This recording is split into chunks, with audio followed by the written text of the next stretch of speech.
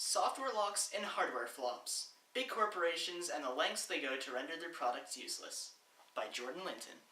You're walking to school. The sun is shining, the birds are singing, and your neighbor is mowing his lawn for the umpteenth time. You pull out your iPod to listen to that horrid Nicki Minaj song that everyone likes, only to discover that your iPod can no longer turn on.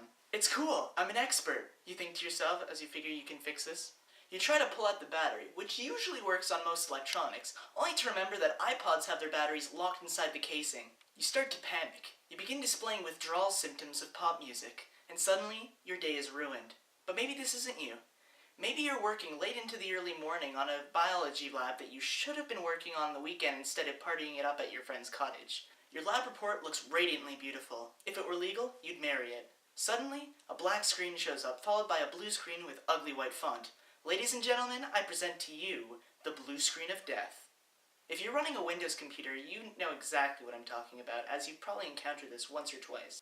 Your computer restarts, and much to your horror, most of your hard drive, if not all of it, is gone. Your lab report? Gone. Cue in end of the world sequence. Although these are rather exaggerated examples, these software problems do happen on a daily basis.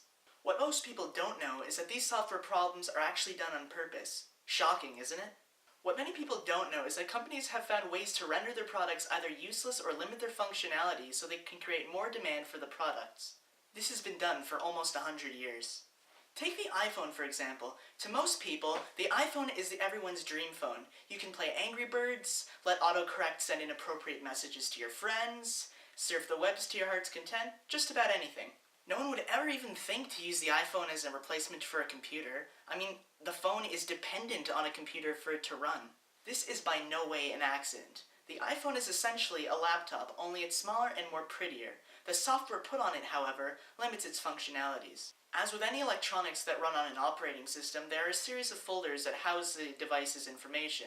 This holds true for the iPhone as well. However, there is no way to even view these files. One might think to themselves, who cares? That's a good question.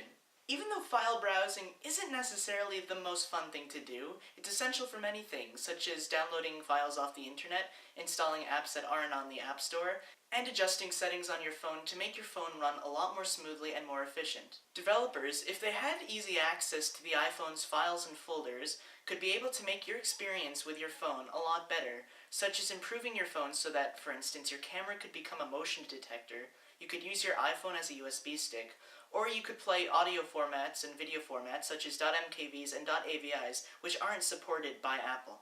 With the iPhone being locked out of its internal parts, these helpful and extra uses are impossible. Although software locks seem like unfair and obstructive applications on a phone, they are important for certain things. Let's say you give your iPhone to your little 3-year-old cousin, who then goes and accidentally deletes some of your program files. Bam!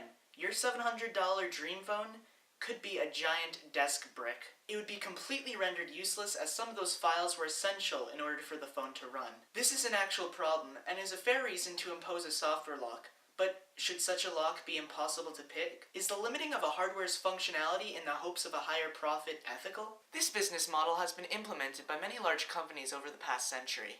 For example, the early data consensus machines managed by IBM in the 1950s measured punch cards at a speed of roughly 12 punch cards per minute. This speed could be upgraded if you paid the extra fee for it.